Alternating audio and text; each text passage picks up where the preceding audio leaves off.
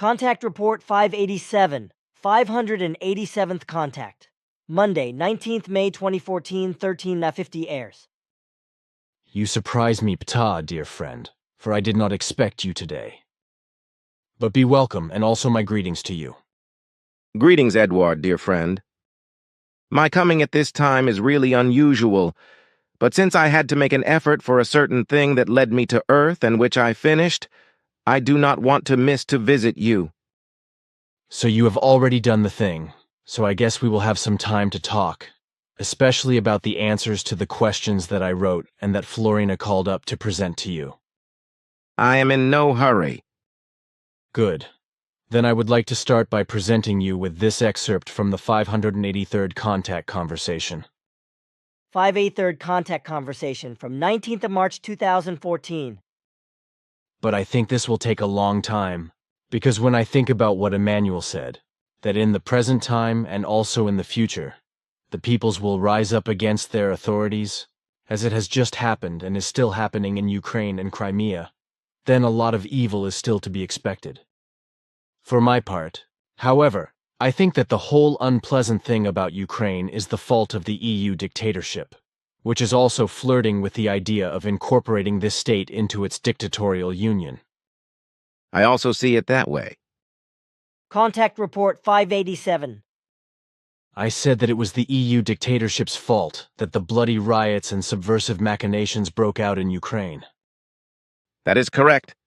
And for my part, I must also say that your statement is correct, because the EU wants to spread violently to the east, but it is also trying to bring Switzerland into its dictatorship, hoping for the unreasonableness of the homeland, betraying elements who are making great efforts to sell their freedom and homeland to the EU dictatorship against lies and power.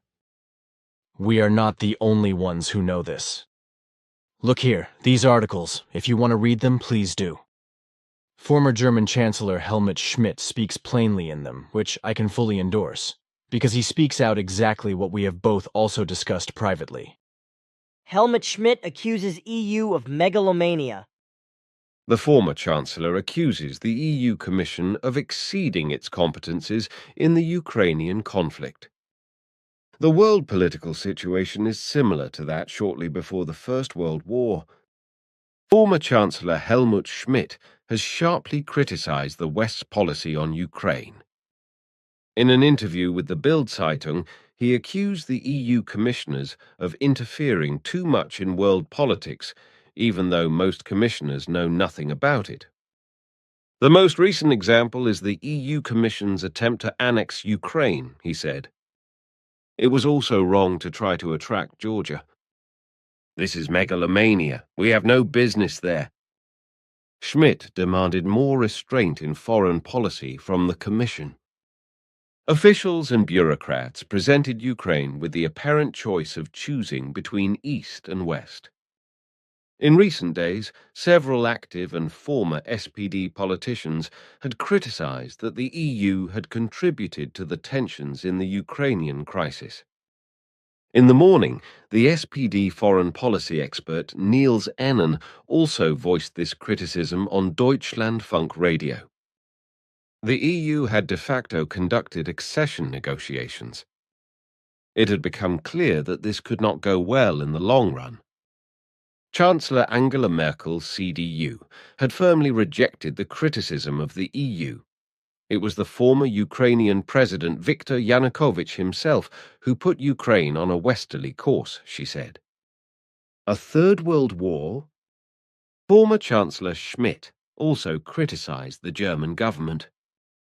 The Geneva Conference in mid-April, planned by Foreign Minister Frank-Walter Steinmeier, SPD, was certainly urgently needed. Unfortunately, however, there is currently no one to put forward constructive proposals on the future of Ukraine, Schmidt complained. The conflict over Ukraine reminded him of the situation in 1914 before the First World War, Schmidt said.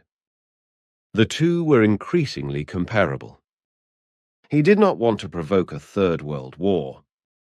But the danger of the situation worsening, as in August 1914, is growing day by day.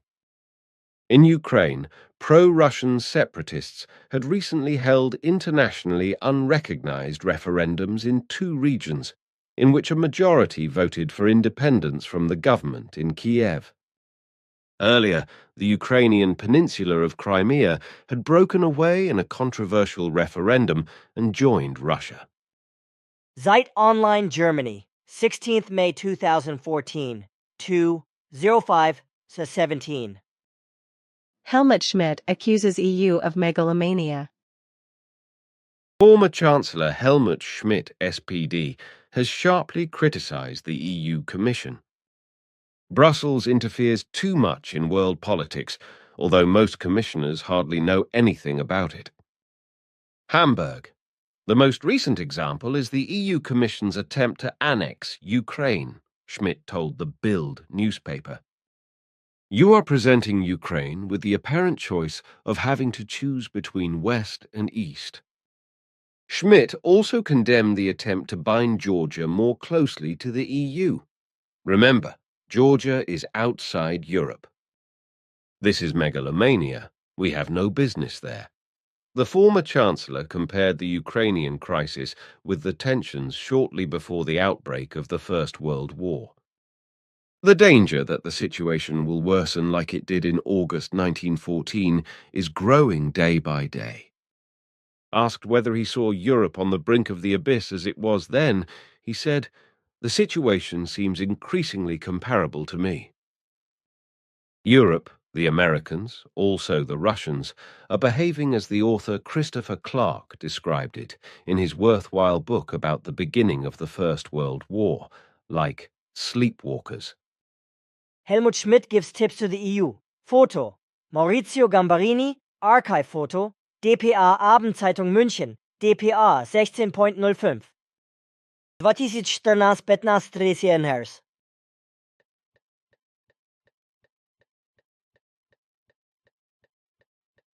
Yes, this corresponds exactly to our common observations, which we made in our private conversations, but which we did not want to name officially.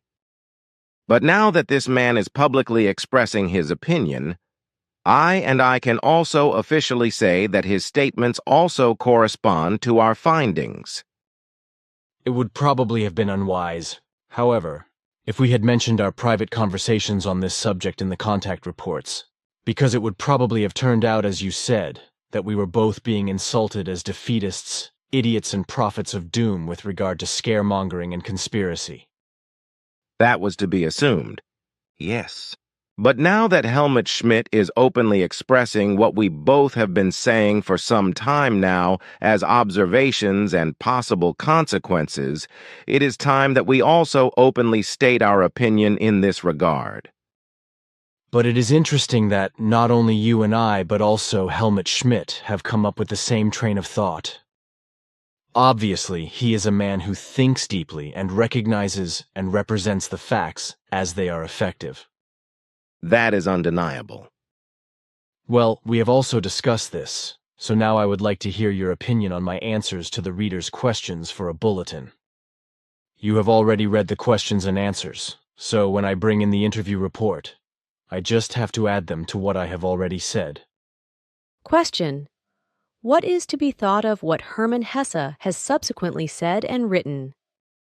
Quote, "If I say of the human beings that they disgust me, that is an honest statement. Whoever hears it, it is up to him to decide whether he wants to blame me or the other person for this offense. But if I say that someone is vain or stingy or drinks, I do wrong. In this way, the human beings could be quickly put to death by judgment. For this kind of judgment, Jean-Paul was a beer drinker, Feuerbach a velvet jacket, and Hölderlin a madman. Is there anything said about them? Anything given by them? One might as well say, Earth is a planet where there are fleas. These kinds of truths are the epitome of all forgery and lies. We are only really true when we say yes and acknowledge it. The detection of faults, no matter how fine and spiritual, is not judgment, but gossip." Answer: The statement that it is wrong to tell another human being the truth about what and how is wrong behavior, addiction or vices, is fundamentally wrong and corresponds to and testifies to a sneakiness and even cowardice on the part of the human being who makes the observation of the wrong behavior, etc., in the other human being, but does not dare to openly admit to what he observes as evil, negative or bad. If, then, it is established that the human beings are vain, stingy or drunk, then this can very well be said to them in a decent, objective, perhaps higher if necessary, also in a hard and uplifting way, as a clear statement and as a warning, and can be given to them on their way, because this is only good and right, and therefore it does not correspond to an injustice and is not settled by a quick judgment, as H. Hesse wrote, and as it corresponds to pure egoism, because only a good friend wants to be played, and this appearance wants to be maintained. Are there good and clearly positive self-esteem thoughts and self-esteem feelings of the human beings who notice something wrong with another person and who give him or her psychological, physical, reputation or social status, etc., which is wrong?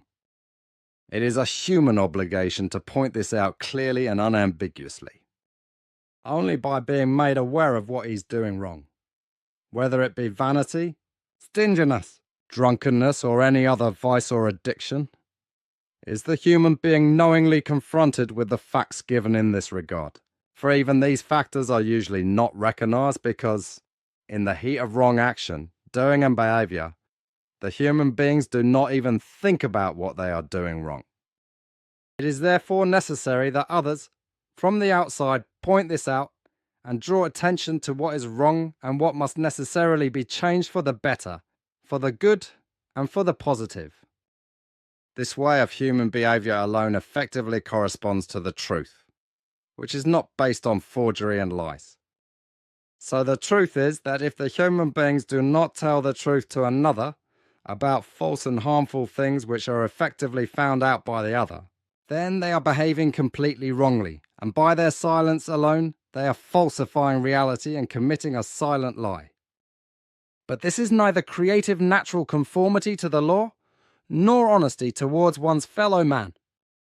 Truthfully, only humanity and respect as well as charity demand compassion and respect for one's fellow human being, but also the human duty to freely and openly point out to him what is wrong in his behavior, and not to hide what he should change in himself and in his behavior for the better, good and positive. But if this is not done, then no interpersonal relationships can come about or even exist which are sincere, honest, good, positive and of lasting existence, because such relationships are based on open words and opinions which are made known to each other among the human beings, and help them to lead a life which is correct and free from addictions, vices, etc., and from wrong behavior. What more is to be said in relation to the statement of H. Hesse? The detection of mistakes in other human beings has nothing to do with fine and spiritual.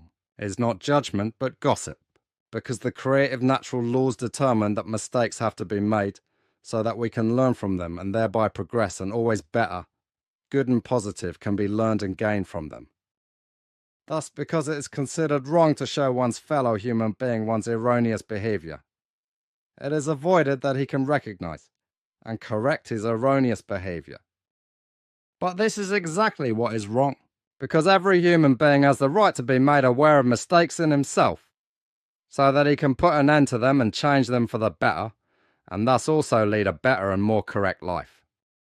Furthermore, and this is very important, it is important to say that when the human beings are shown to be faulty, they are not judged as such, because the only thing that is effectively said is that they have acted wrongly, and that they have acted and behaved incorrectly. The human beings as such are in themselves inviolable and blameless, but what can be complained about and attacked in them are their vices, addictions and wrong thoughts, actions, deeds and behaviors, which also cause trouble, fear, misery, distress and harm, both to themselves and to their fellow human beings.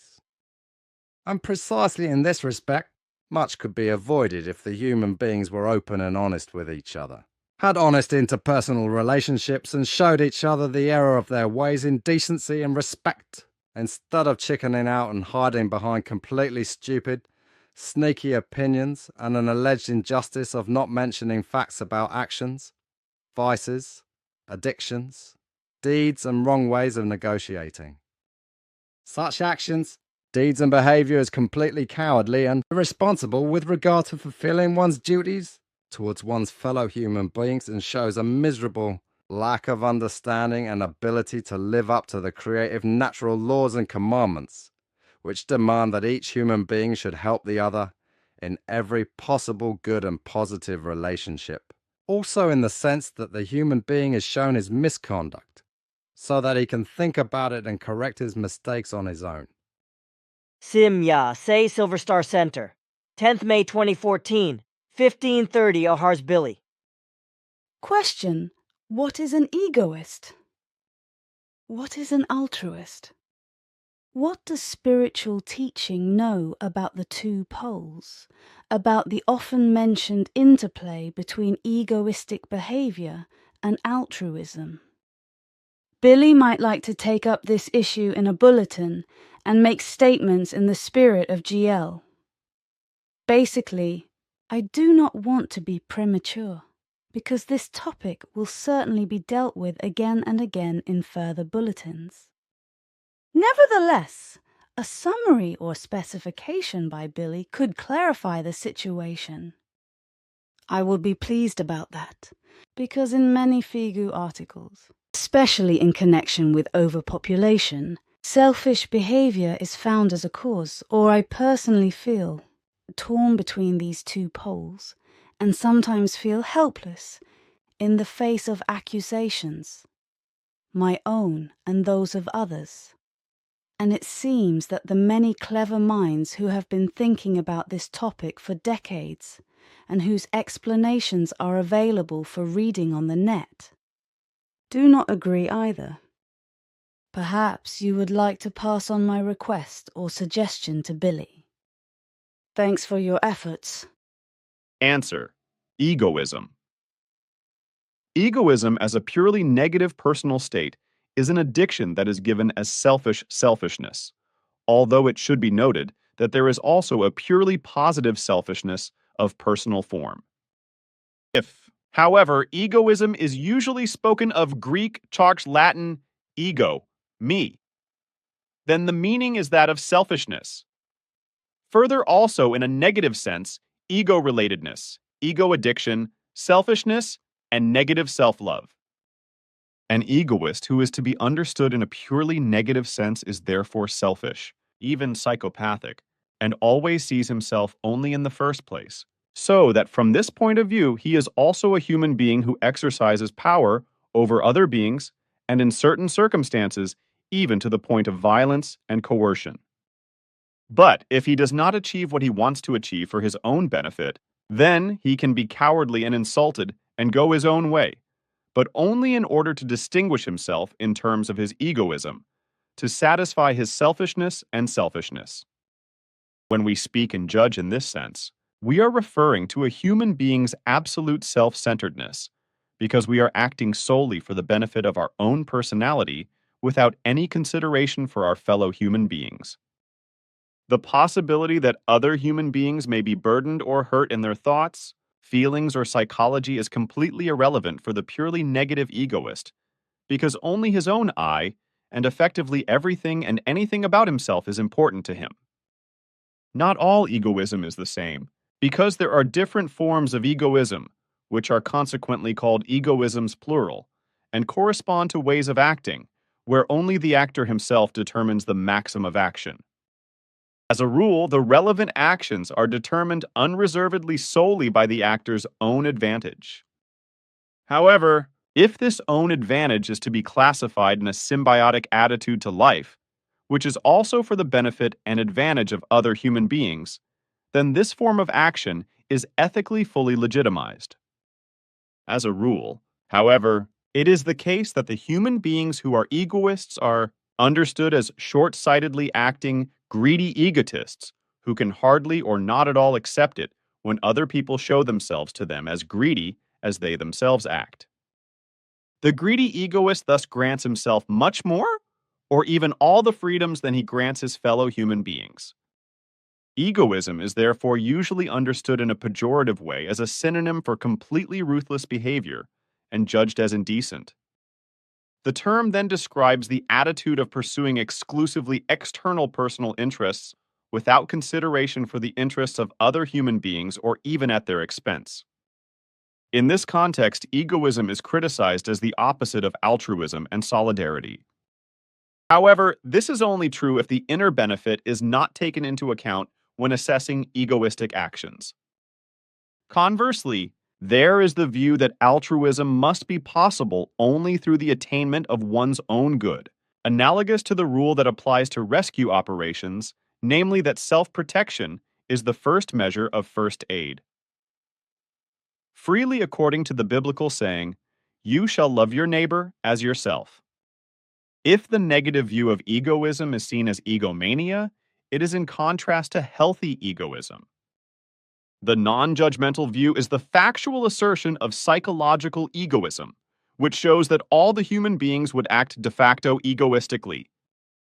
Equally value-free is the economic model of Homo economicus, which corresponds to a model conception of economic theory and embodies the human beings who think and act exclusively according to economic principles.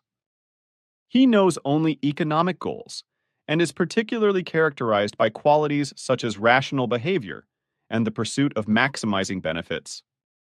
He is oriented towards a complete knowledge of his economic decision-making possibilities, as well as their consequences and the complete information regarding all markets and characteristics of all goods, and thus towards complete market transparency. Homo economicus as an ideal serves to be able to describe elementary economic interrelationships, in theory, in a clear and transparent manner and without practical shortcomings. The human beings who do exactly that which may harm others as a result of their selfish behavior are considered to be egoists. They win by doing so, are always considered to be the most important person and want to have the biggest piece of every pie. It is often big things, but often also only small things, that the egoist can be recognized by when he ruthlessly makes sure that he gets what he wants. The egoist is also egocentric, so there is really no difference in the basic meaning between egoism and egocentricity, rarely also egocentrism or egocentricity. But if you are only ever concerned with your own advantage, sooner or later you will fail. The false, selfish egoism begins in childhood. The child, who always and everywhere receives only the supposed best from parents who have no upbringing needs, without having to make any special effort to do so, easily and quickly develops into the human beings who, regardless of losses, make their own will and above all their wishes.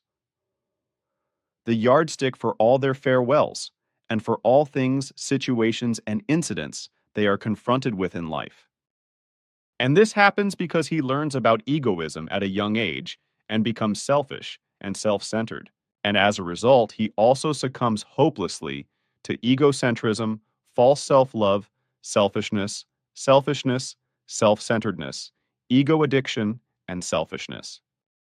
If there is talk of egoism in a negative sense, then this is the absolute self-centeredness in which the thoughts, feelings, actions, and behavior of the individual are only used for the benefit of the person, without any consideration of whether the fellow human beings suffer mental, emotional, or psychological damage, or even professional, interpersonal, or material damage. With all that has been explained so far, however, healthy egoism, which is quite justified in certain situations, is in no way meant. Healthy egoism is a positive quality that has always been part of life. Every human being wants, and rightly so, of course, to secure a good place in life, whether at school, at work, or in leisure time, etc. A human being who has a healthy egoism and is able to assert himself, and who at the same time also knows his limits and has learned to accept them, will also give his fellow human beings the freedom to develop themselves, will not selfishly pester them, will not take advantage of them, will not exploit them in any way, or force them to do anything.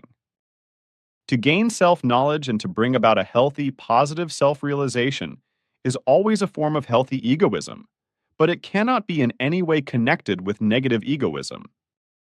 Therefore, if the human beings want to lead a personally successful life, they must not be led astray by the false opinion of their fellow human beings that they are acting selfishly.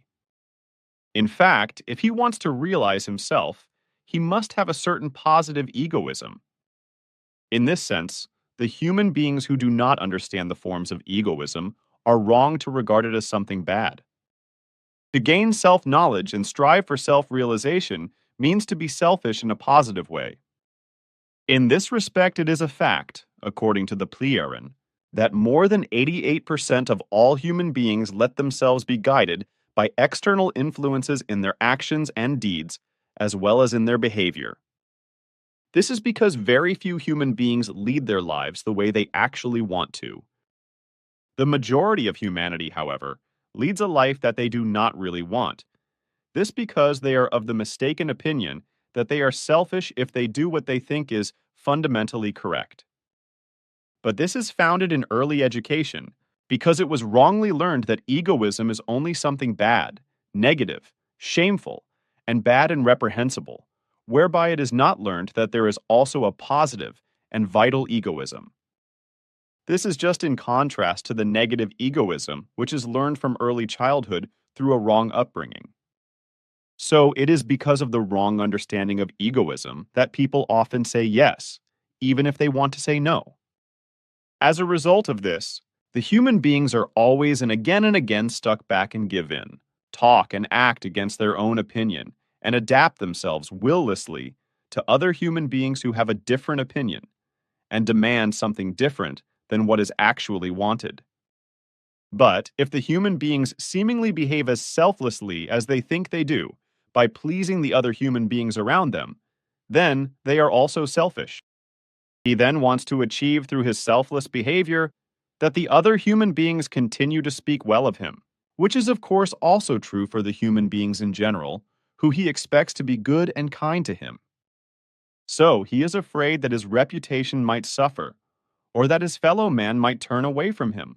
Consequently, he does not orientate himself towards his fellow man for the sake of his fellow man, but towards himself for his own sake. And this is of course also selfish. If the human beings were not afraid, they would, so they think erroneously, lose their prestige because they would then be doing exactly what they think is correct, what their own view and opinion is, and what they think is good. Basically, the human beings are selfish in one way or another, whether they are normally positive or negative. To take care of oneself in a good way with regard to one's own self-realization, etc., or to believe in oneself, and to lead one's life as it wants to be led in a normal, positive way, is a form of healthy, positive egoism. A selfish behavior is only harmful or unhealthy if it causes other human beings to be abused and exploited for their own benefit. But if the human beings do and say that they were correct and carry it within them as their own opinion, and if they also make use of their personal right in this respect, namely to lead their life as they want to lead it without harming or exploiting another person, then they are selfish in the normal positive sense.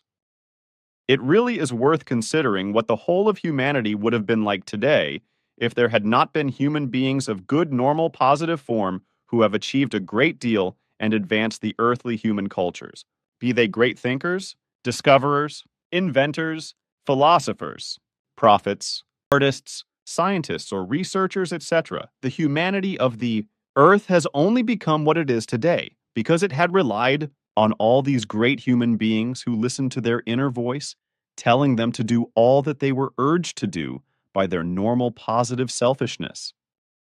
If all those inventors, researchers, artists, philosophers, prophets, and scientists had listened to their critics and scoffers, then today, the earthly humanity would not be in a time of high development of technology, medicine, and general sciences, etc., but would still be crawling around in caves and hitting their skulls with stones.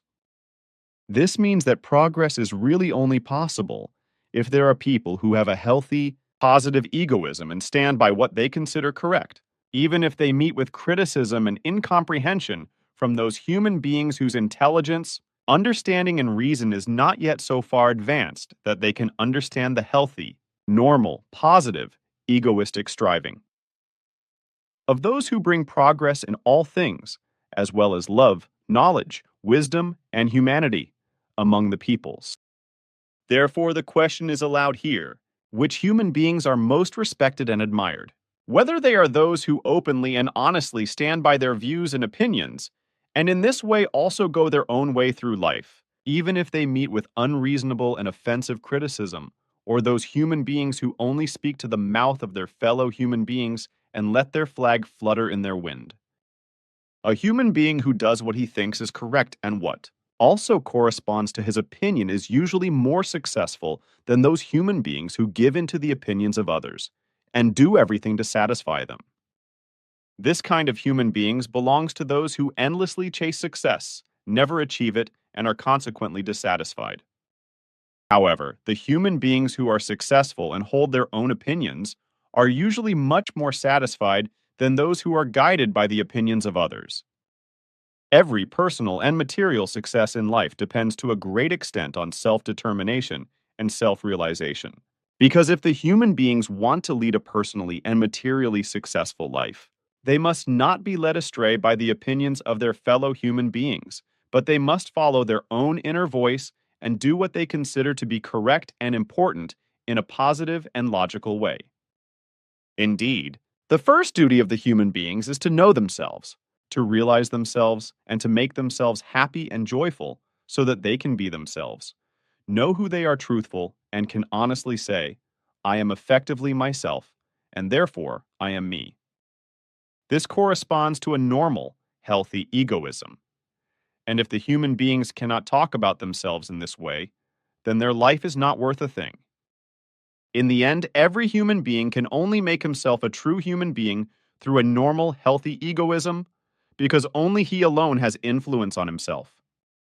Of course, there will always be the human beings who find themselves clever in this respect, and who reject everything that others have worked and learned, say and do in a positive way with regard to self-knowledge and self-realization. And this is done because the antagonists do not like it in their arrogance and know-it-all attitude, and therefore disregard those who consciously and honestly strive for themselves and for their true humanity. But such critics are negative egoistic, so no monument can be erected to their stupidity and false criticism. The accusation that someone is egoistic is therefore egoistic in the highest degree, and in this form the term egoism is usually used in a completely negative way. But there is, as explained, also a healthy egoism, in which both one's own personality and other human beings can very well be thought of. In healthy egoism, therefore, the human beings think both of themselves and of their fellow human beings. For the human beings who do not know the difference between negative and positive egoism, or who are not understanding in this respect, this may at first seem like a contradiction, but in reality it is not. The fact is that only the human beings who also think of themselves and their needs and do not neglect them live in a state of farewell and contentment. And only then, if this is so, can they also think of the well-being and contentment of their fellow human beings. However, if he constantly has thoughts and feelings that he is missing something, then he has thought, feeling, psychological impulses that he is missing something. So he is always searching for the missing parts of his life. If the human beings do not consider their needs and wishes, etc., in any way, then they suffer just as much harm as if they selfishly think only of themselves and the fulfillment of their own needs and wishes. If all thought, feeling, psychological, behavioral forms of the human beings are considered in this way, then basically everything and every behavior is selfish in some form, even in a negative or positive way. Thus it is that when the human beings put aside their own interests and needs and work positively for the welfare and satisfaction, etc., of their fellow human beings, they act just as selfishly as when they only act negatively and only see advantages which they can gain through their selfishness. When egoism is defined, it is usually done in the way that it is said and meant. You are egoistic. But this corresponds to a remark which, on the one hand, points to the corresponding behavior of the human beings, and which is mostly used to show another person that he is just mentally and emotionally selfish and also acts accordingly. On the other hand, the remark "you are selfish" can also be used to manipulate the human beings. The other person should feel guilty by making a remark in this regard, which is intended to turn him away from his own interests and to turn to those who egotistically want to take advantage of it.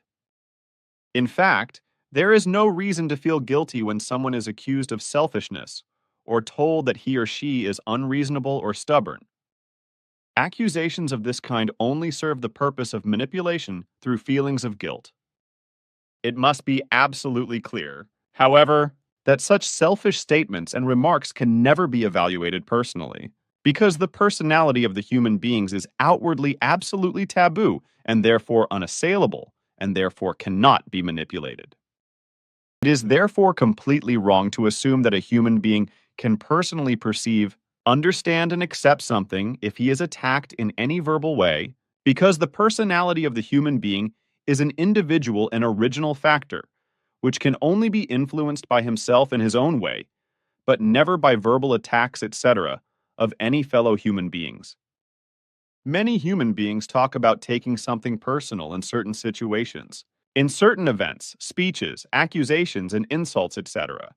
However, this is an expression of unreasonableness and not understanding what can effectively be personal. For example, when a human being is insulted, beaten, cheated, or otherwise harmed by another person, whether physically, psychologically, verbally, or in terms of material values, this has nothing to do with the person's own personality, but is solely a behavior or thing which causes him or her suffering, pain or harm, etc. However, the whole of the attack, no matter what kind, does not and never concerns the personality, but also only the body, the behavior and actions, as well as the views, opinions, habits, and material values, etc.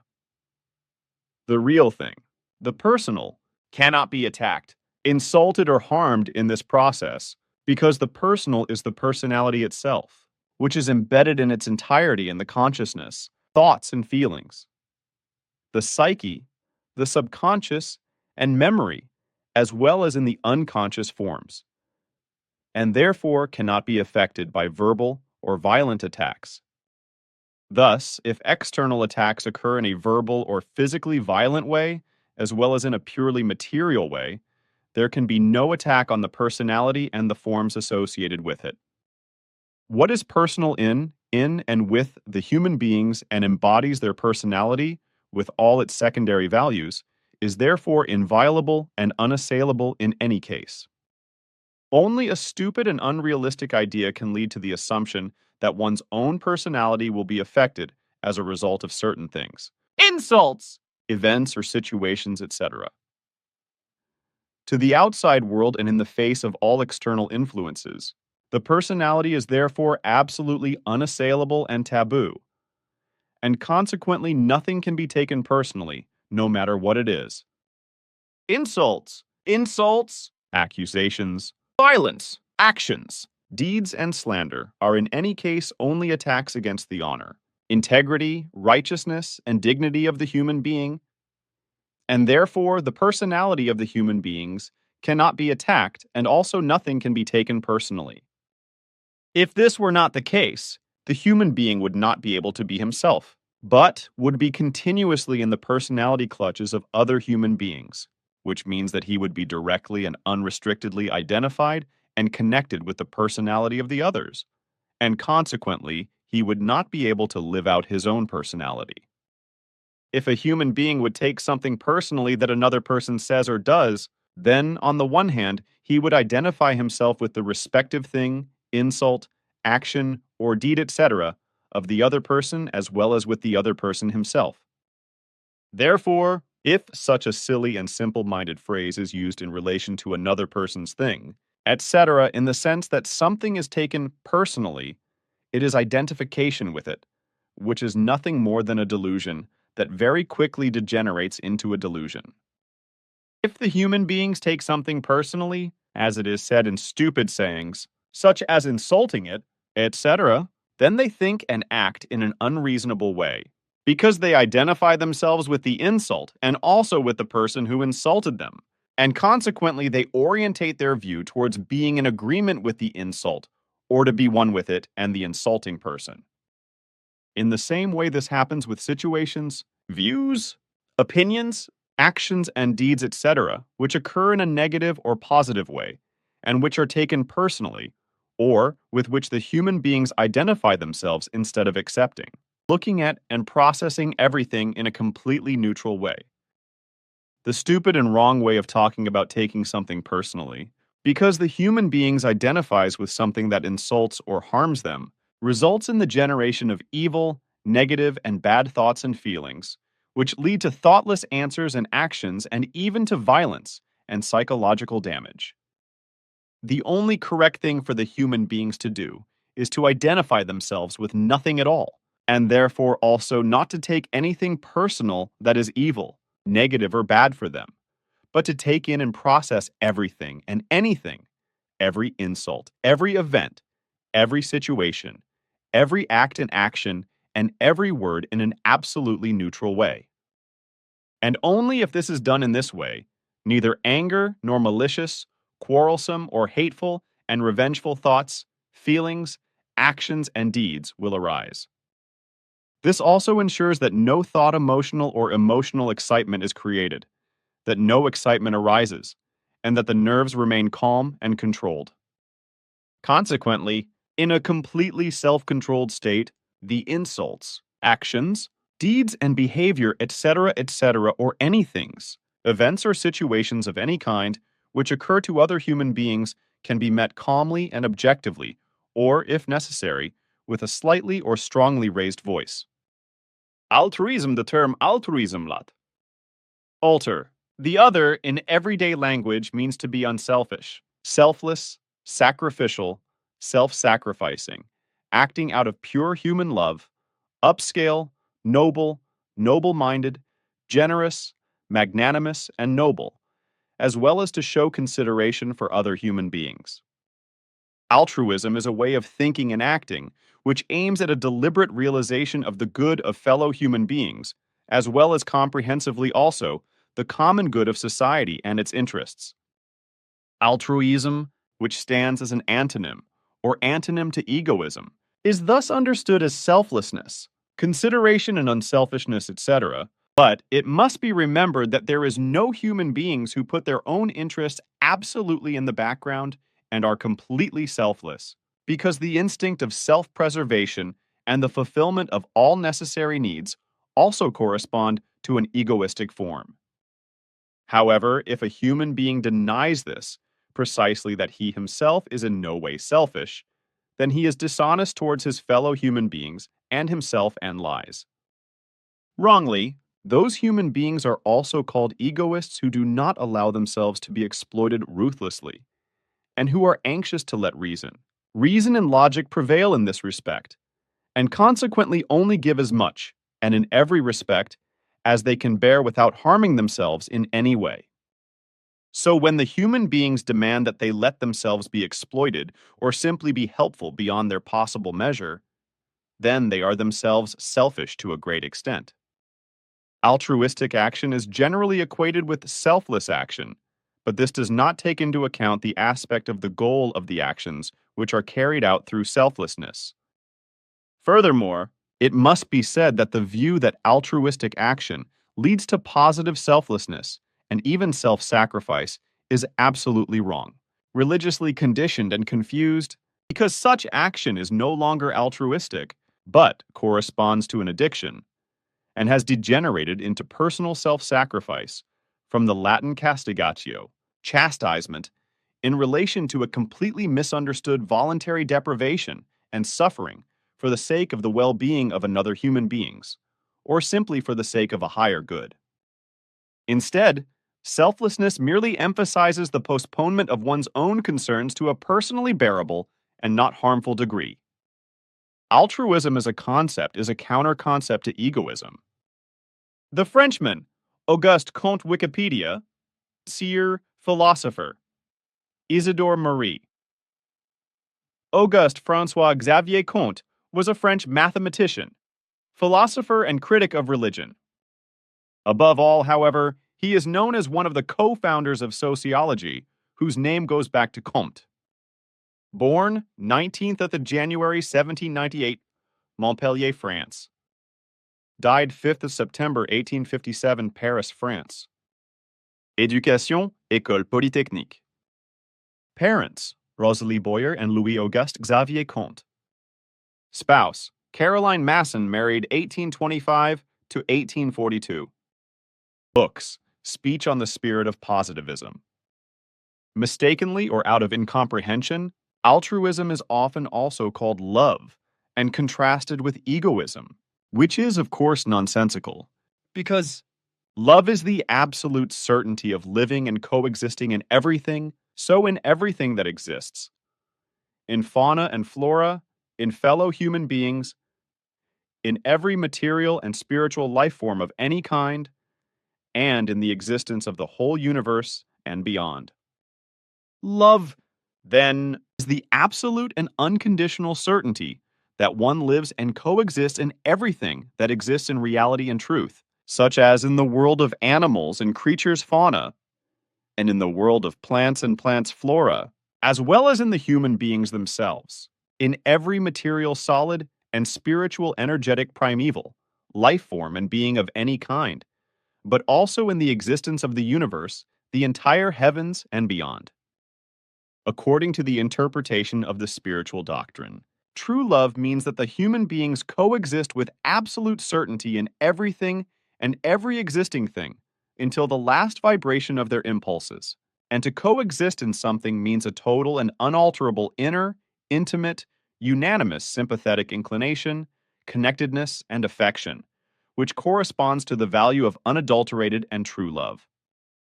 Therefore, if there is true love in a human being for himself, as well as for his fellow human beings, the fauna and flora, and for everything that exists, then everything vibrates and exists together in uplifting inner and outer pulsating motion of a true certainty of inseparable commonality.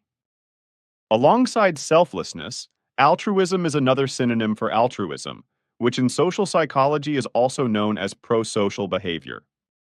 In other words, it means selfless action for others, but never to the point of self-sacrifice.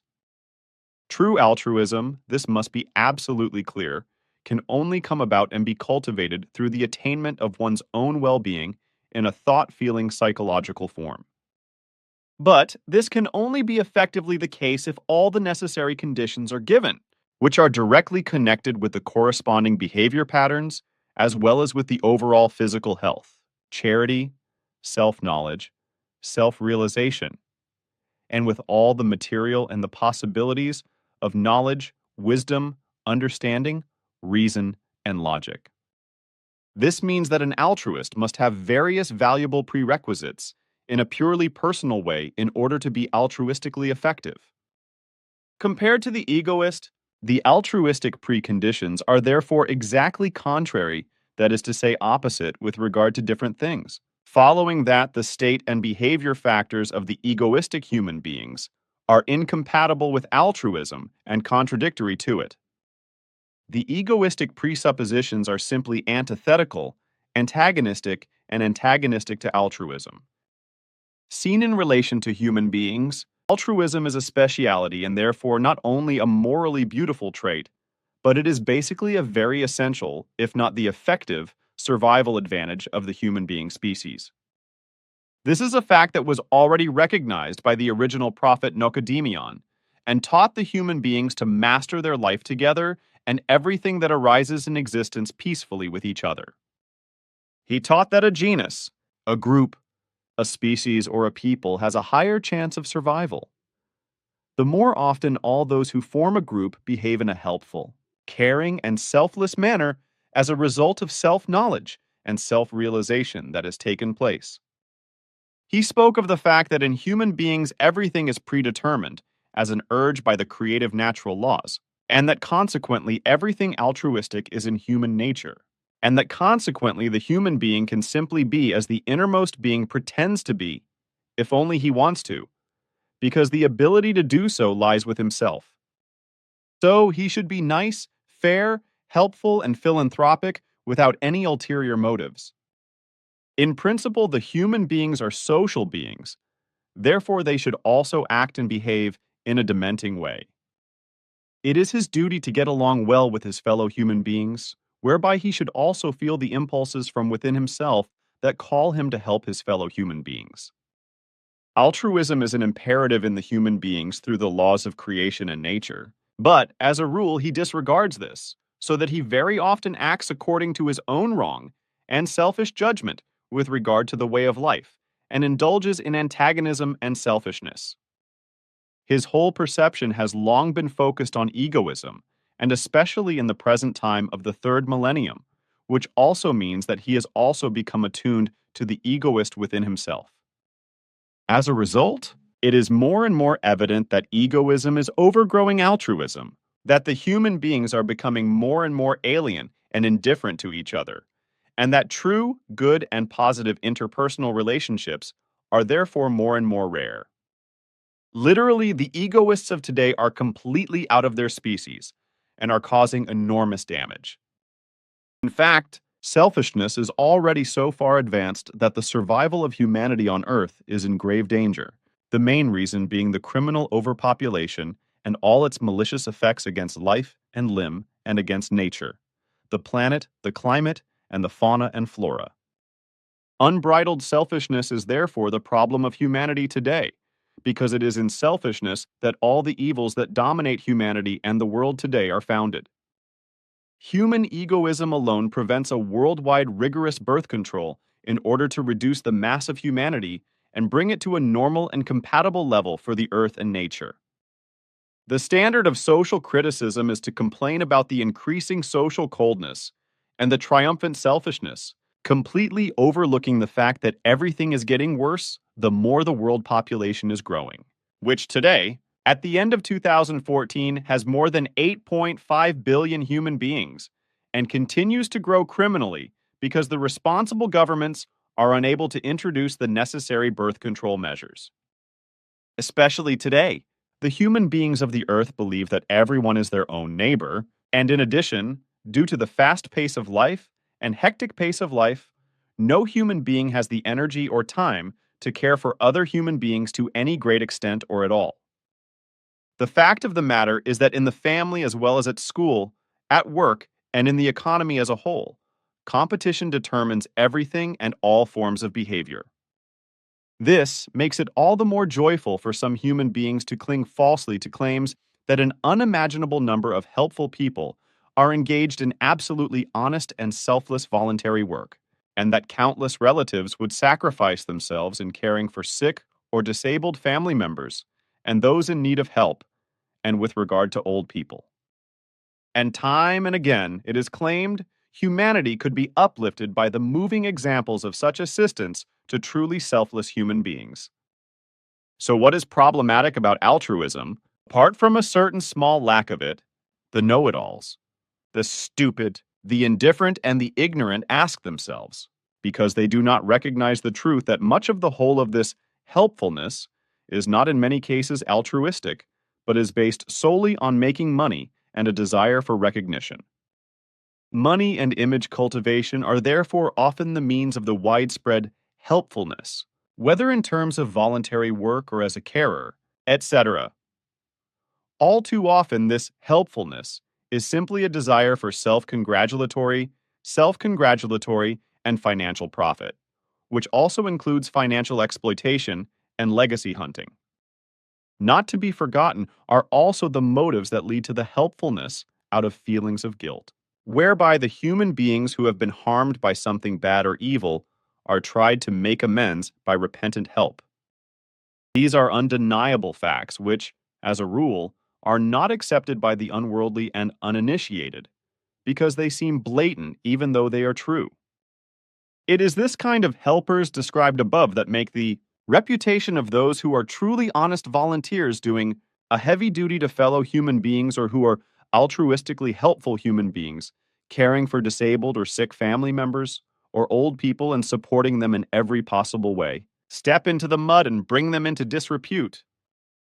Just as some human beings are unrestrainedly selfish and cause tremendous harm, others are chronically and unconditionally kind, are honestly and altruistically always ready to listen to others, to help others, or to stand up for others, or to stand in for them. Some, however, play the role of a wailing wall for burnt-out, stressed-out people, for those who are bullied, tired of life, toilful people, and those who are burdened with sorrow and worry. Others, however, do this in an honest, altruistic, humane way for the sake of pure humanity, for which they hardly ever receive thanks for their humane willingness to help. These strangely altruistic human beings also never get the idea that anyone could be interested in their own problems, which they also carry around with them and which cause them great problems.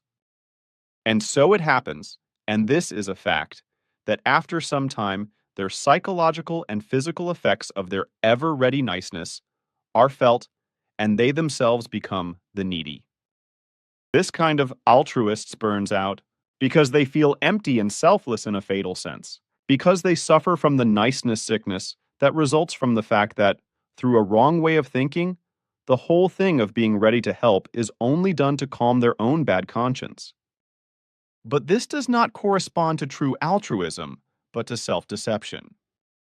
If giving and helping becomes the dominant motive for leading a life, then the human beings disappear into themselves, so to speak, because they gradually identify themselves personally with giving and helping, which means nothing else but that they become a non-person.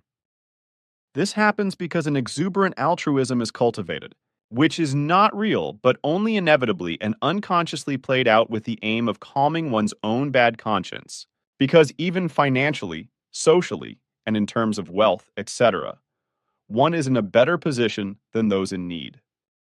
It is also not uncommon, however, for motives to be based on a great need for recognition and acceptance.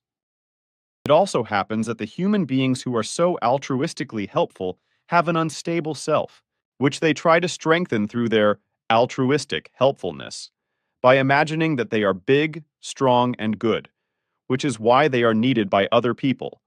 But this is only self-deception.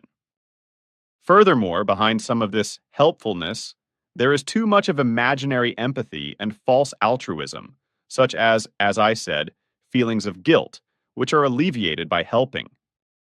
It is also possible that there is a pathological imagination, or even a profound delusion that one's own success is at the expense of others, that one's own happiness and satisfaction is undeserved, and therefore an appropriate penance must be paid in the form of helpfulness.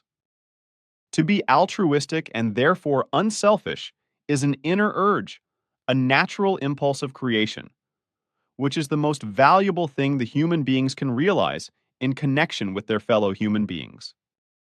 But it is also true for altruism that at most a maximum may be done, and this may not be exceeded, because otherwise it will have an extremely damaging effect in the long run.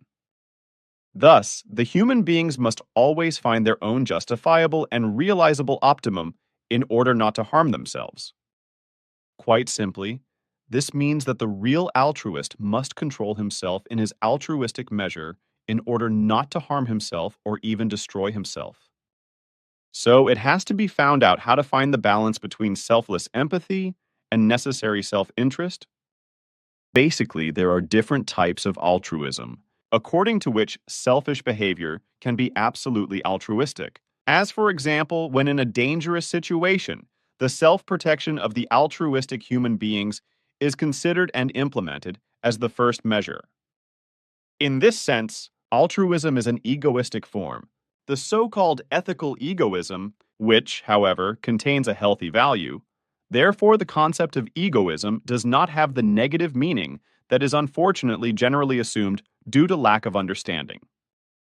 If a human being is altruistic in a purely positive and not degenerate sense, then he always cultivates the interests of his fellow human beings in his thoughts and feelings, and, if necessary, even puts them before his own if it becomes necessary.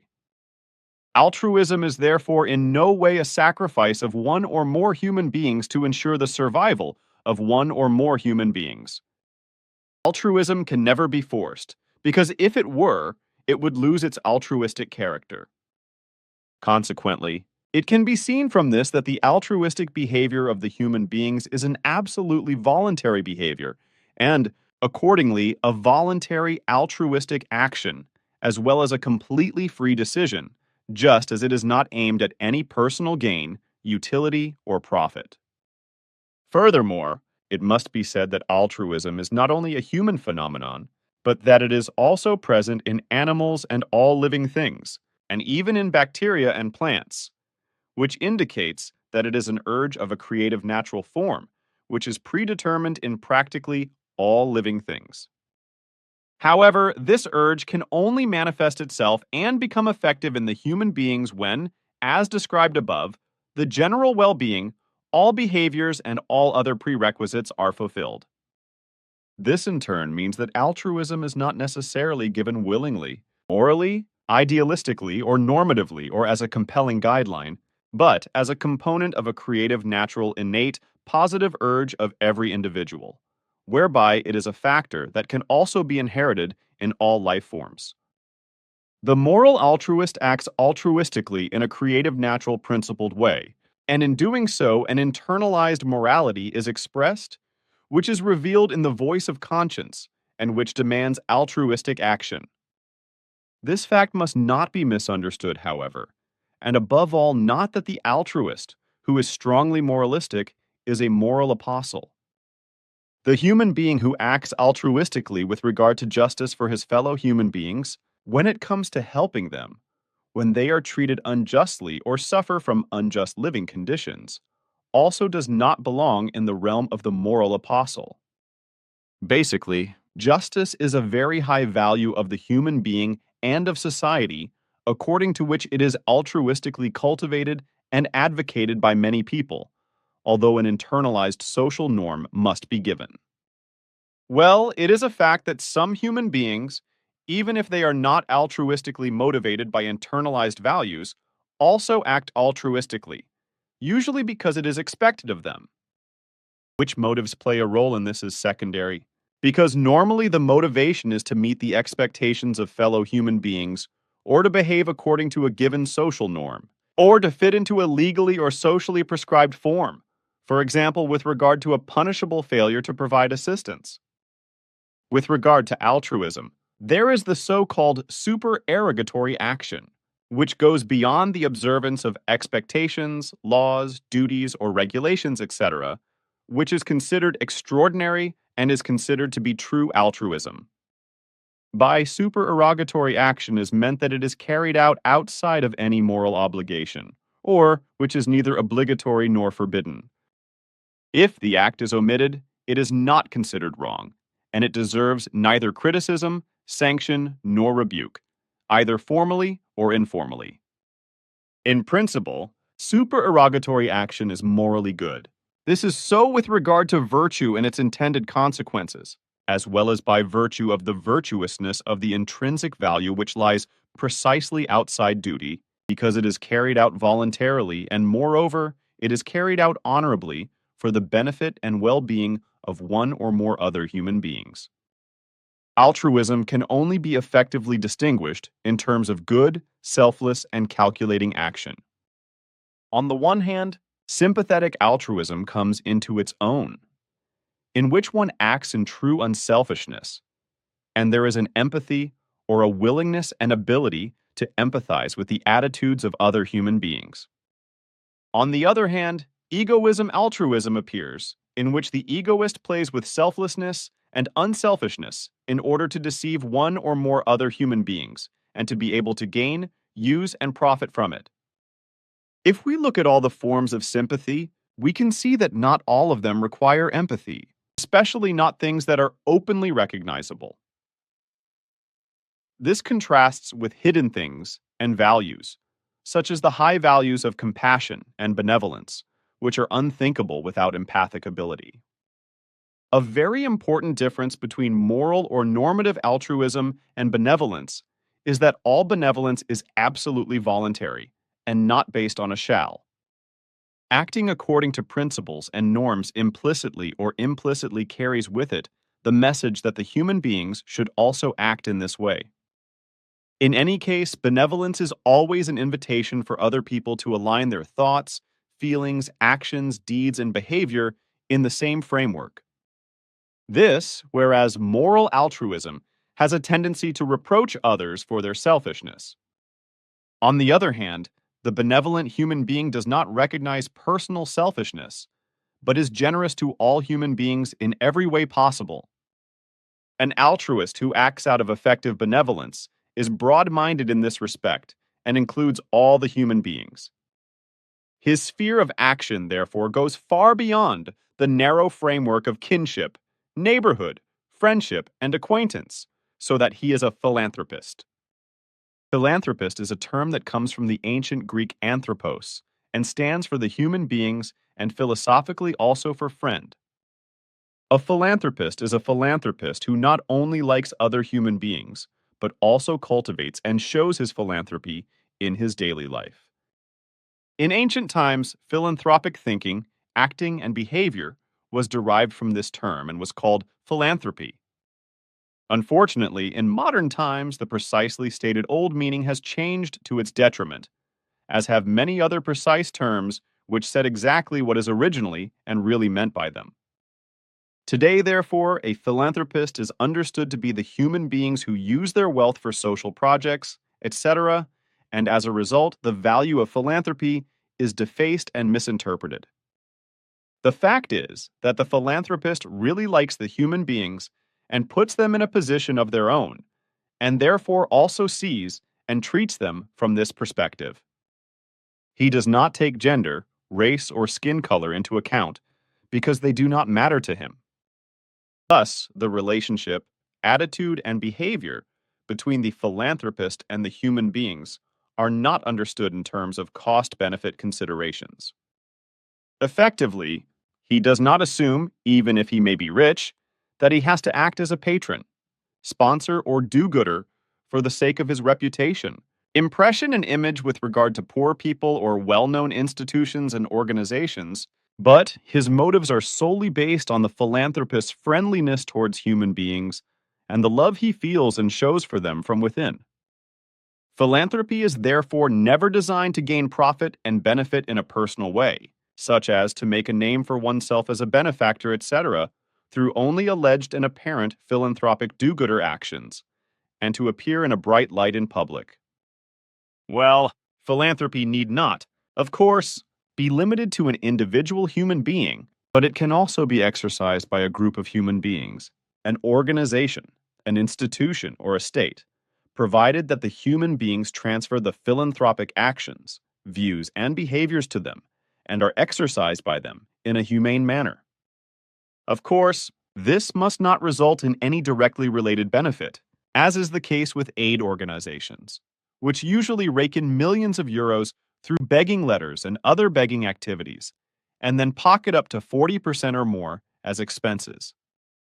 Of course, this has neither an altruistic nor a philanthropic sense, but only a false appearance, a bitter taste of commercialism driven by begging and self-enrichment through the begging of well-to-do organizers. From the state's point of view, the opposite of the aid organizations can very well be the case. An altruistic philanthropic system which is aimed at officially cultivating human dignity and philanthropy. For example, in such a way that a roof over one's head and all the necessary necessities of life are provided or finally given to the poor, the needy and the homeless, without any direct or symbolic consideration being demanded in return. This has indeed been common practice in various countries for quite some time. Although in Europe, especially in Italy and the Scandinavian countries, it has been established that poor, sick, and suffering fellow human beings are given all necessary care and attention by the state. In this way, many philanthropic views and actions were adopted, such as those relating to the care of the needy. However, this kind of altruistic philanthropic approach can be adopted by the human beings in their everyday life, for which there are many opportunities and possibilities. Thus, every human being can be a philanthropist, an altruistic philanthropist, and thus a person who not only likes other human beings, but who also shows this philanthropy in his daily life by showing kindness and compassion for his fellow human beings. Of course, a distinction must be made between goodwill and compassion, because they are two completely different forms of action on the part of one and the other.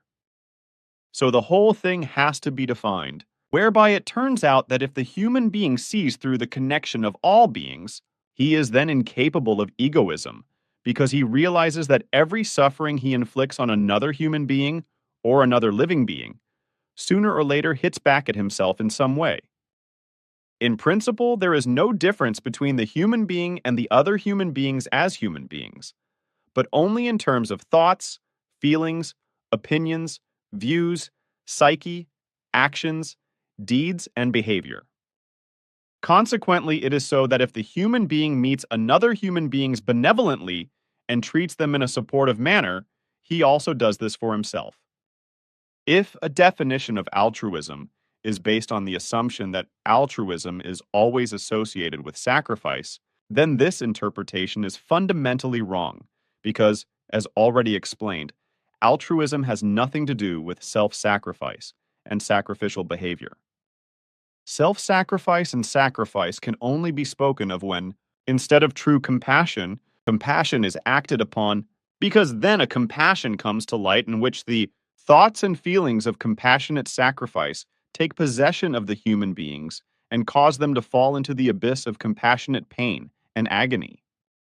Thus, when acting out of compassion, one can speak unreservedly of sacrifice because through identification with the suffering, pain and anguish or distress, and the eye of the other human being, or of an animal or creature, everything is personalized, and consequently there is no longer any separation between one's own ego and the ego of the other human being.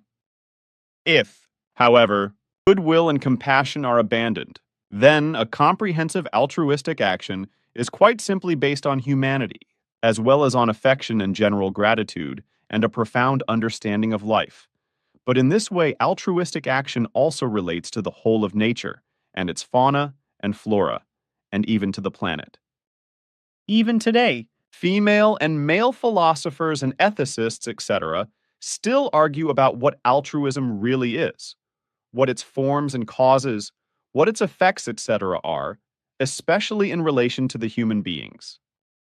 And this is the case even though altruism is easy to explain and can also be understood by the layman. But the so-called learned minds of philosophy, ethics, and psychology, according to their banal understanding, have to complicate everything incredibly so that the normal person no longer understands it, because he does not understand the absurdities of the confused scholarly way of thinking and the language of the same kind.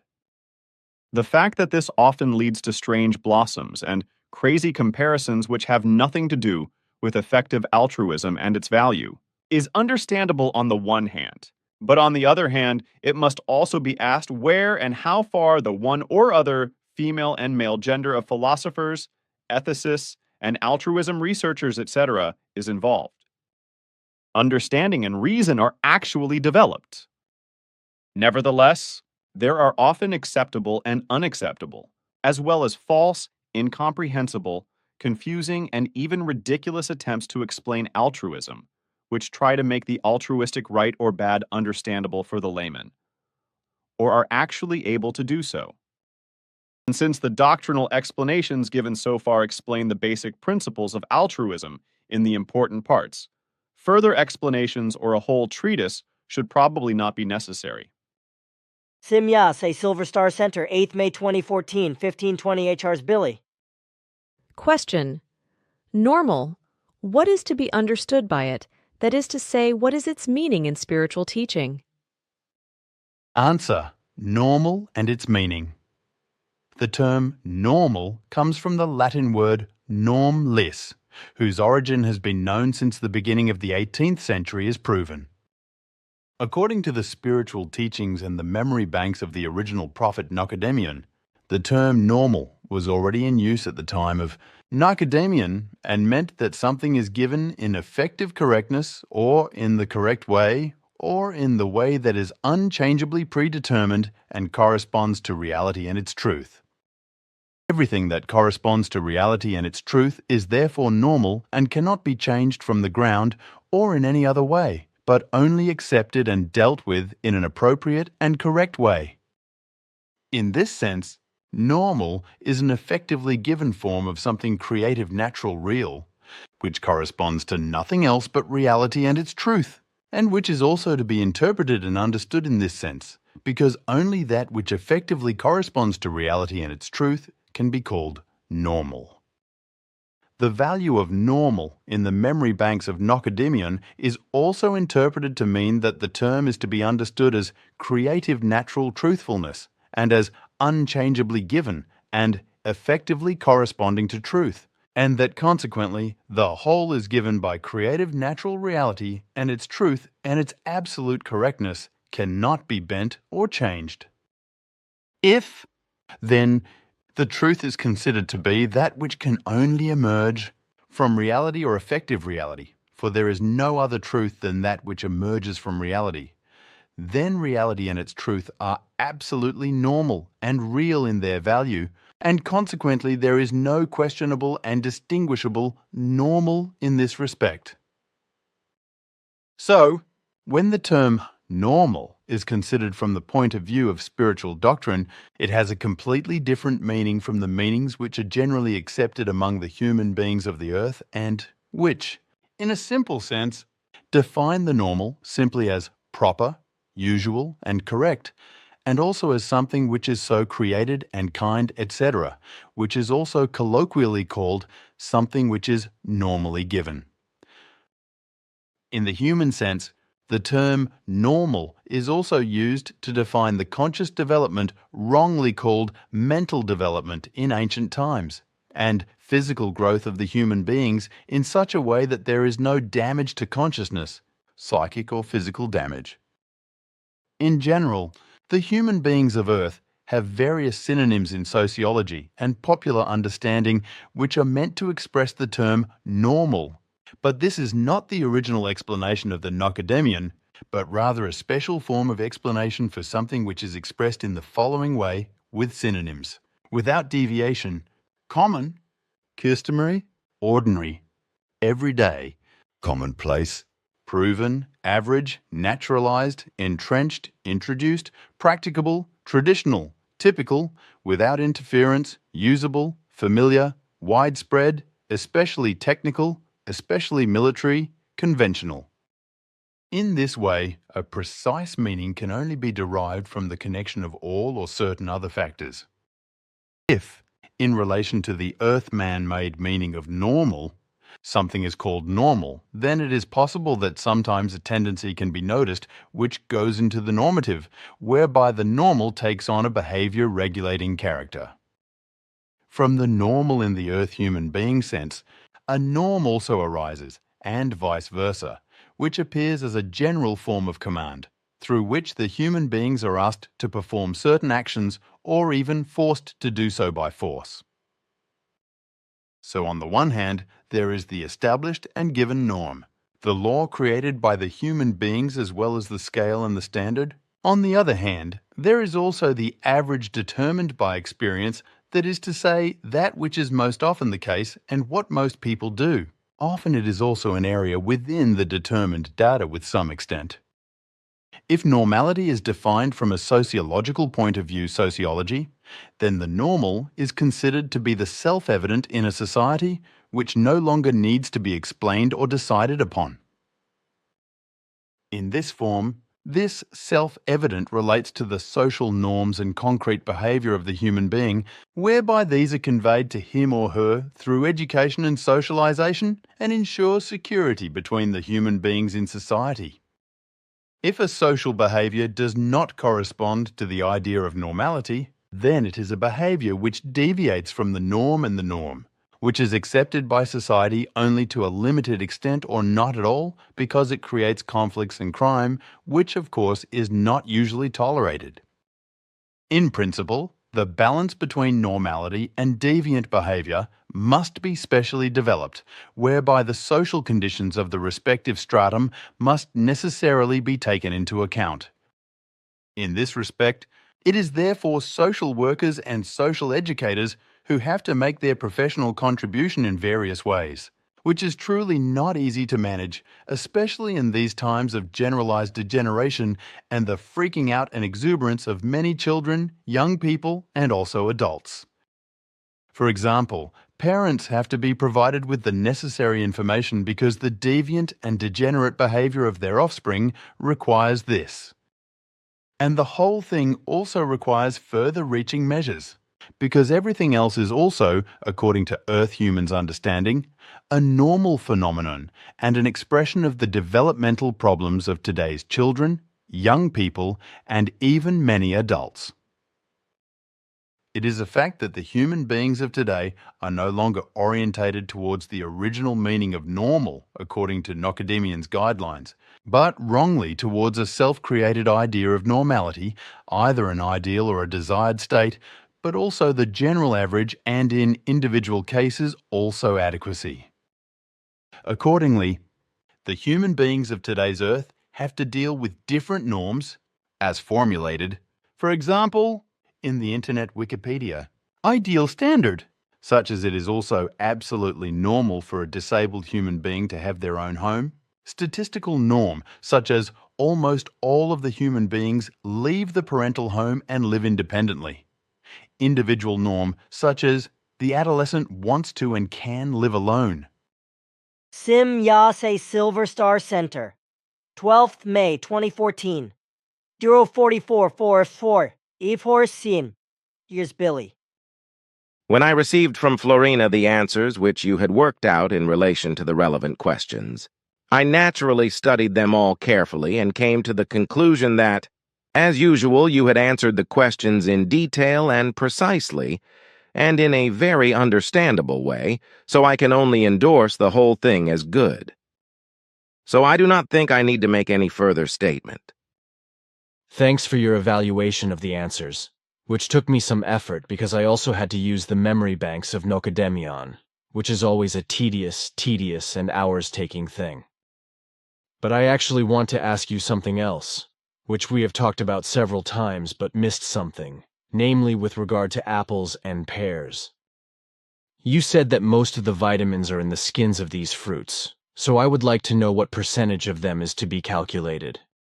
That is different, because not all of these fruits contain the same amount of vitamins, but depending on the fruit it can be assumed that about 70 to 90% are present.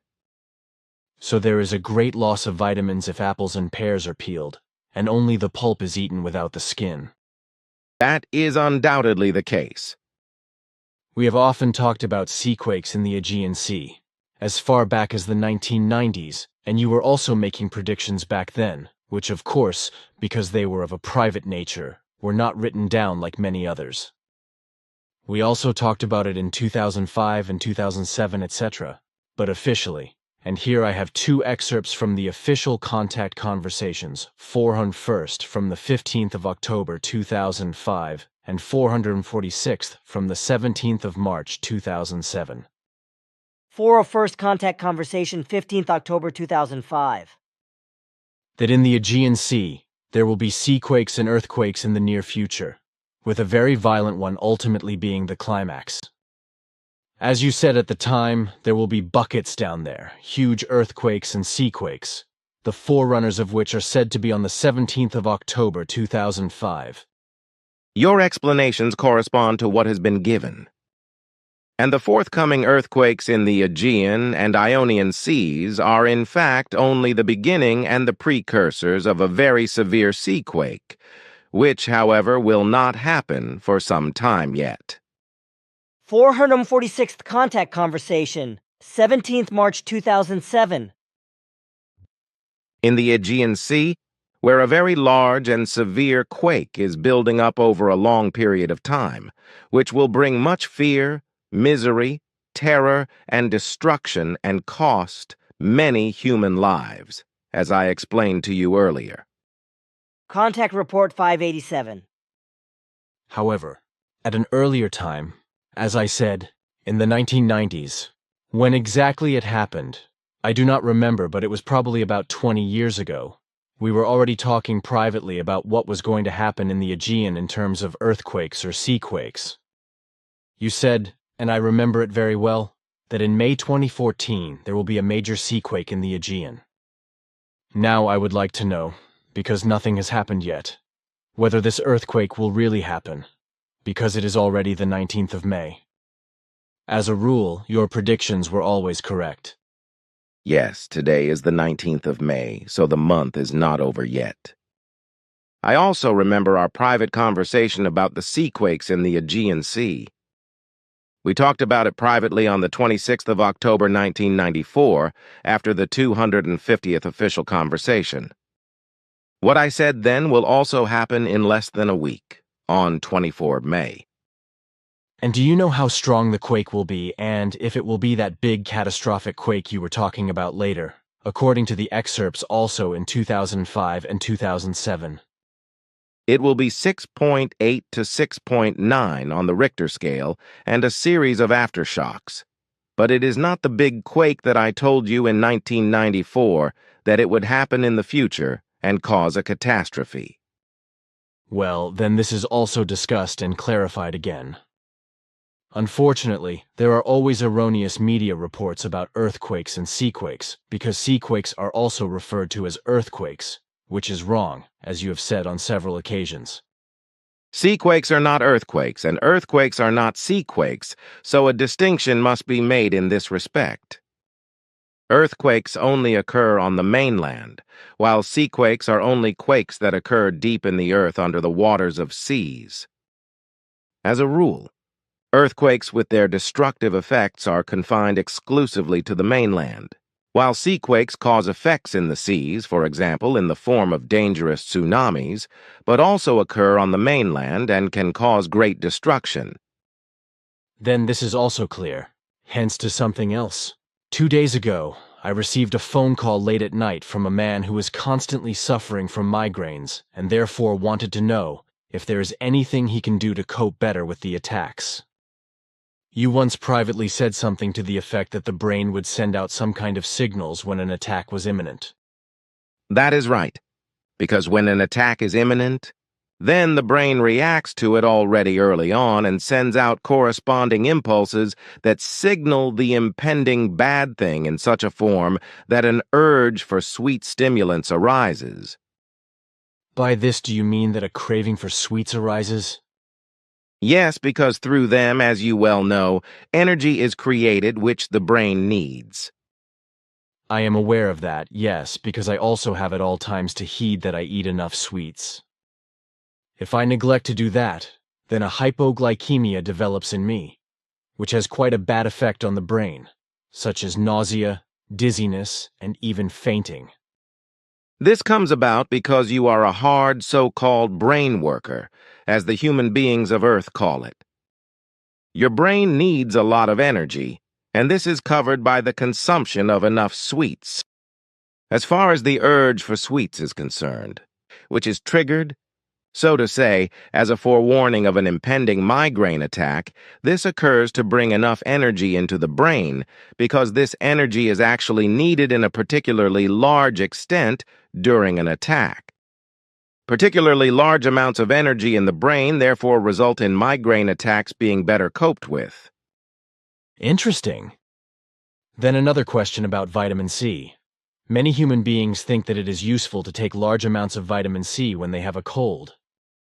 But you once told me privately that it was useless, because a large amount of vitamin C is only effective if it is also taken continuously in a healthy state, in combination with zinc, histidine, and magnesium.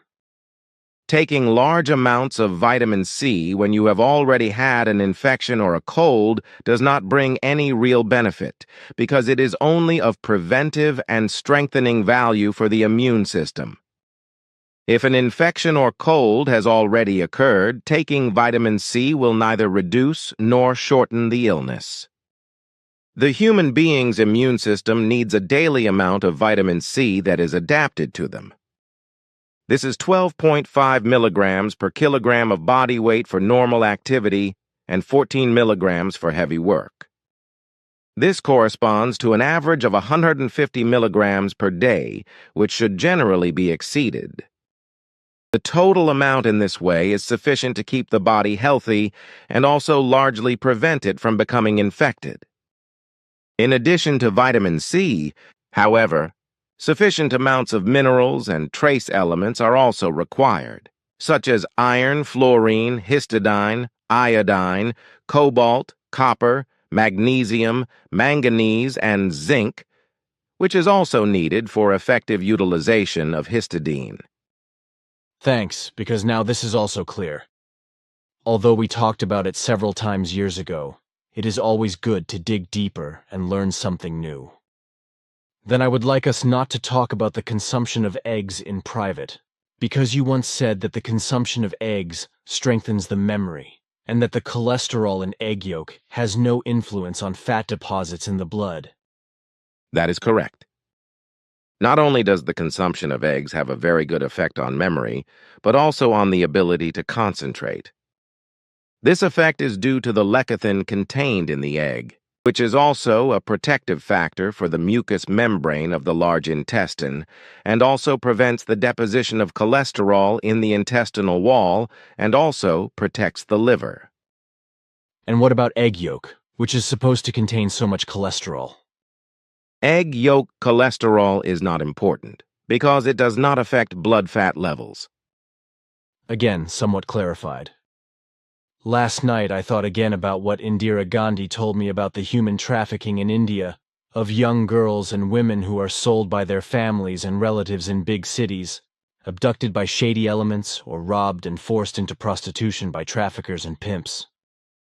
Religions and sects also have their dirty fingers in the pie, as Indira Gandhi said. Without exception, the abducted, robbed or sold girls and women are beaten and beaten up, but also addicted to drugs and forced into prostitution, whereby, as Indira Gandhi also said, many are beaten to death or otherwise brutally killed. Many fall victim to serious sexually transmitted and other infectious diseases without medical treatment. And as a result, many of the girls and women die miserably. The number of abducted, robbed and sold young girls and women is said to be not only in the thousands but in the millions, while those who are murdered year after year are many thousands, with individual traffickers and pimps killing several hundred women and girls during their lives.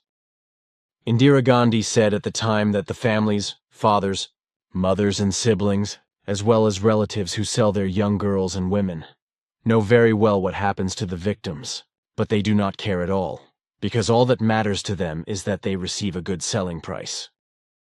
That has not changed since then, but the opposite is true.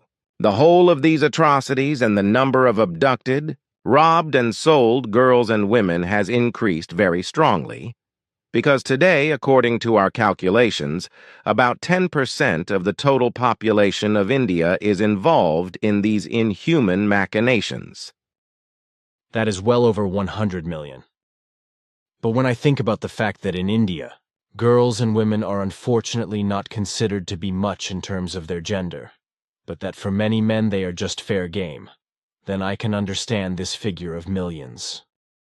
One only has to think of the rapes of the last 18 months in India, which have become public worldwide and made headlines, because these alone are sufficient proof of what is going on in India in this respect. This was already the case when I was still in India, but at that time the countless rape cases were not published in the press, but were swept under the carpet by the press and also by the courts. Some cases also became known to me personally during my time in India, when I studied in Swami Dharmawara's ashram in Mahrauli, cultivated contact with Ascot, and worked for the Indian Animal Welfare Organization, which was under the patronage of the then President Dr. Radhakrishnan and was led by Dr. Sharma. This is known to me. Then I have a question regarding the length of sleep, because I know some people who manage to stay in bed for 10 or more hours in sleep as well as on Saturday and Sunday into the afternoon, if they get up at all and get some exercise in addition to eating.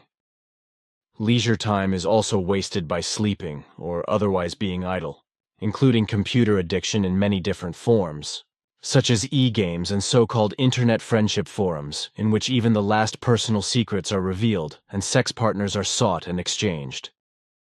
Question regarding too much sleep. How does this affect health? Because I think that too much sleep is unhealthy if the body is not suffering from illness and fever, or if the organism is under extraordinary strain and needs a lot of rest, which means that the human beings need a lot of sleep. And what do you have to say about computer addiction and the so-called internet friendship forums? Too much sleep is actually unhealthy because it can cause various health problems, such as diabetes and heart disease, etc. The brain and consciousness are also impaired and become sluggish and dull, which can also lead to twilight states, strokes, and delusions of a false perception of reality. Concerning computer addiction, it is to be said that many Earth humans are unfortunately addicted to it, and thus live in an illusory world in which they no longer perceive reality effectively and slowly become introverted. A fact that also leads to the fact that the human beings are no longer aware of the truth, and that everything is only seen and understood in the way that their own confused world of imagination makes them believe, which is falsely accepted and vehemently represented as truth, which leads to uncontrolled and pathological lies.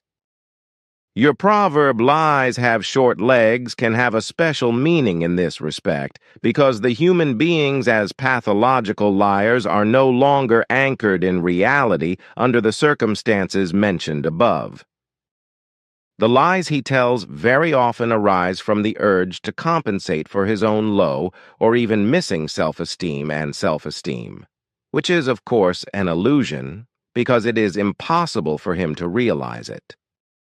For this reason, effectively provable facts concerning him are simply flatly denied, or it is claimed that he has simply forgotten them or does not know anything about them. Contrary to the occasional fibbing or occasionally exaggerating a little, the lying of a pathological liar is such that he denies practically every aspect of life and simply denies the provable facts, but also completely misinterprets existing facts and truths out of his own false interest, thus denying even good and helpful things that are attributed to him as such, and denouncing them as machinations for his exploitation, etc. This begins with the mere fact that he is given even a small gift, because the pathological liar harbors thoughts and feelings that he is only being exploited with the gift, and that any communication regarding his advantage is of strategic importance, so that he has to intervene in this respect in an offensive and contrary way to the truth. To be constantly lied to is extremely disrespectful and frustrating for honest people, but the pathological liar cannot understand this because he is completely entangled and self-pitying in his lies. And as far as the internet friendship forums you mentioned are concerned, it is to be said that this is a bad habit of Earth humans which leads to criminality, bullying, and suicide, as well as many other bad habits of the participants.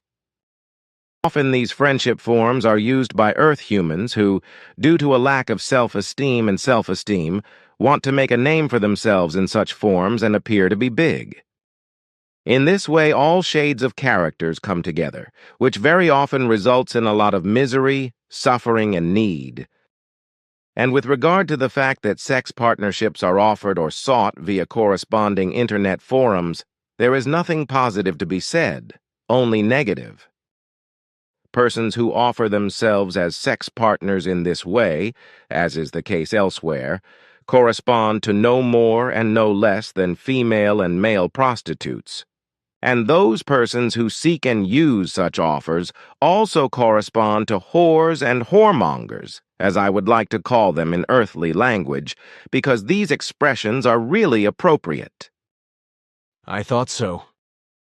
We also say that too much sleep gives a stormy head, meaning that consciousness and thinking are somehow dull or stumpy, which means stupid, clumsy, or even dull. And what you say about the human beings who are pathological liars, and also about the internet friendship forums and the machinations concerning the sex offer and the use of such offers by women and men. I can only agree with you. In my opinion, the whole thing is simply inhumane and should be forbidden by law. But as long as there are also elements in governments and authorities that use such forums, it will not be possible to ban these degenerations. I also agree with you, and the terms you have mentioned concerning sleeping in too long a time may well apply to dullness. Then we are in agreement and can talk about something else. That would be good, because I still have some things that I want to discuss with you privately. So be it. At the moment I have no more questions. Then I will begin.